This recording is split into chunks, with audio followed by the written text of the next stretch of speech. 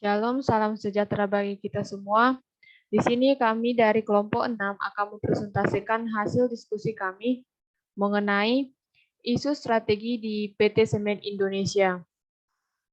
Sebelumnya kalian perkenalkan diri, saya sendiri Chelsea Purba dan juga teman kami ada Novita Panjaitan, Evita Ginting, Rini Purba, Febri Nainggolan, Apria Sinaga, Elsa Situmorang, Teguh Ginting, Teresia Manulang, dan juga Dipos Munte. Di sini akan kami jelaskan profil perusahaan PT Semen Indonesia.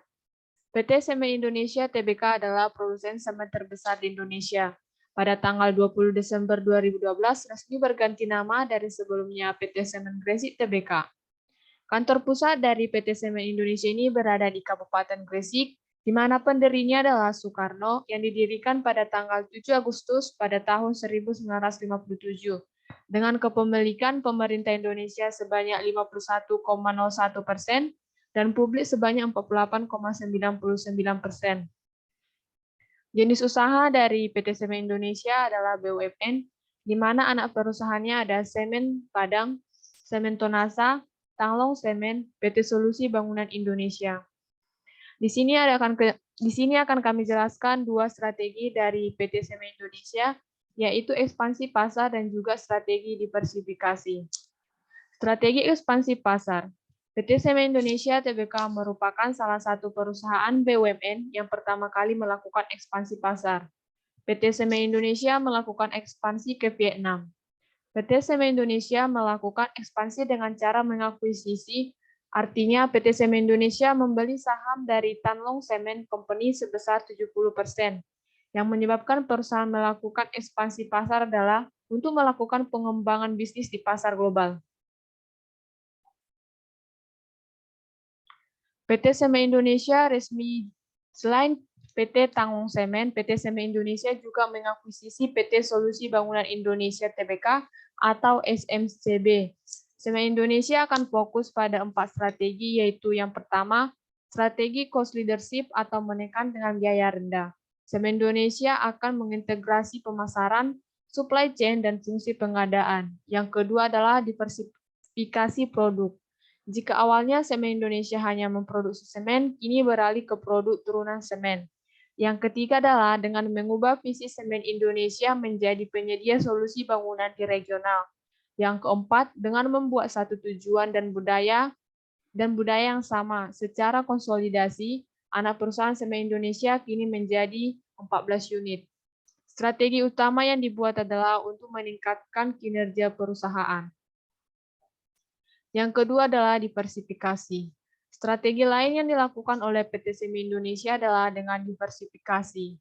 Dengan diversifikasi jenis produk yang ditawarkan, tidak hanya sekedar memproduksi semen.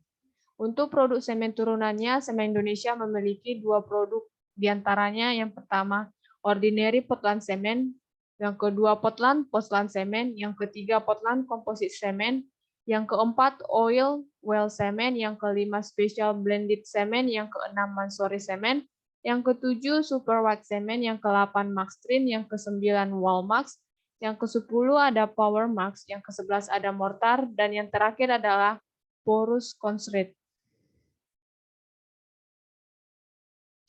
Portland Semen merupakan semen hidraulis yang dibuat dengan mencampurkan sebagian semen dengan aluminium, silikat aktif, dan lainnya.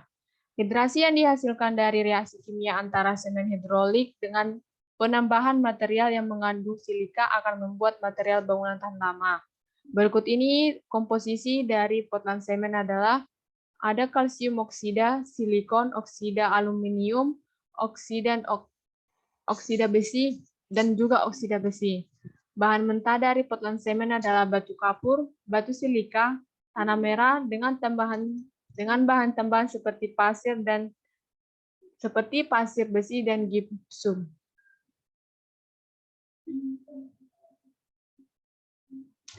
Tipe dari Portland Semen adalah ada tipe 1 yaitu Ordinary Portland Semen, yang kedua tipe kedua adalah Moderate Sulfur Resistance, di mana yang tipe kedua ini digunakan pada daerah yang proses hidrasinya rendah seperti bendungan dan dermaga. Yang tipe ketiga adalah High Curly Strength, di mana tipe ketiga ini digunakan untuk bangunan tingkat tinggi seperti jalan raya dan juga bandar udara. Yang berikutnya adalah ada tipe keempat yaitu low head hydration, yang di mana tipe keempat ini digunakan untuk konstruksi bangunan yang memerlukan panas hidrasi yang rendah seperti bendungan dan lapangan udara. Yang kelima, tipe 5 atau sulfat resistant cement, di mana tipe kelima ini memiliki ketahanan yang tinggi terhadap sulfat dan ditujukan untuk pembuatan beton pada daerah tanah, dan airnya memiliki kadar garam sulfat yang tinggi. Di sini ada kami lampirkan beberapa matriks EFE dan juga IFE dari PT Semen Indonesia. Kemudian ada matriks SWOT. Kesimpulan yang kami ambil dari matriks SWOT adalah, dari analisis matriks SWOT yang telah dilakukan PT Semen Indonesia, berikut rincian strategi yang dapat dilakukan adalah, yang pertama, integrasi horizontal. Dari matriks SWOT dapat disimpulkan bahwa intensitas persaingan dalam industri tergolong tinggi, sehingga perusahaan sebaiknya menerapkan strategi integrasi horizontal yang mengupayakan kepemilikan yang lebih besar atas pesaing. Yang kedua adalah penetrasi pasar. Dilihat dari matriks SWOT, sebaiknya perusahaan melakukan promosi dengan cara memperbesar wilayah pemasaran sehingga produk dapat dijangkau ke pelosok Indonesia.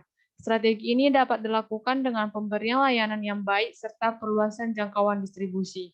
Yang ketiga adalah pengembangan produk. Jika dilihat dari matriks SWOT, maka perusahaan sebaiknya melakukan diferensiasi produk yang unik dibandingkan dengan pesaing. Strategi ini juga sesuai karena dari sisi pembeli juga memiliki kebutuhan yang beragam dan pembeli berkontribusi bagi pendapatan perusahaan.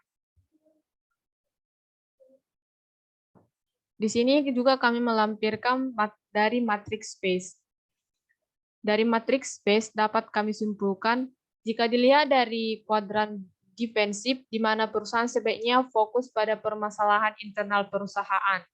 Strategi yang digunakan berfokus pada mengatasi kelemahan internal yang mungkin bisa digunakan adalah retrenchment atau pengurangan biaya. Bisa juga digunakan diversifikasi terkait dengan membuat beberapa produk yang unsur intrinsiknya mirip, tetapi memiliki perbedaan dari segi jenis dan merek.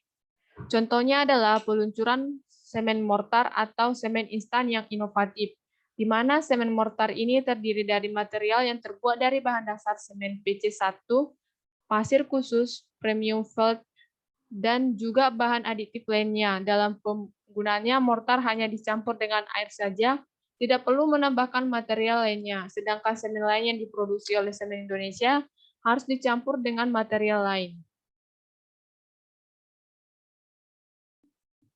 Berikut adalah keunggulan dari mortar adalah, yang pertama, lebih mudah dan praktis, yang kedua, efisiensi waktu dan tenaga, yang ketiga, posisi terjamin dan kualitas terjamin, yang keempat, daya rekat tinggi dan tidak mudah retak, yang kelima, daya sebar jelas.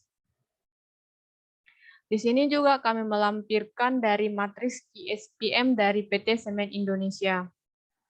Berdasarkan hasil analisis QSPM, dapat disimpulkan jumlah skor daya tarik yakni 2,66 dengan 2,95 yang menyatakan bahwa analisis ini mengindikasi perusahaan sebaiknya fokus pada inovasi produk yang lebih inovatif dan variatif, sehingga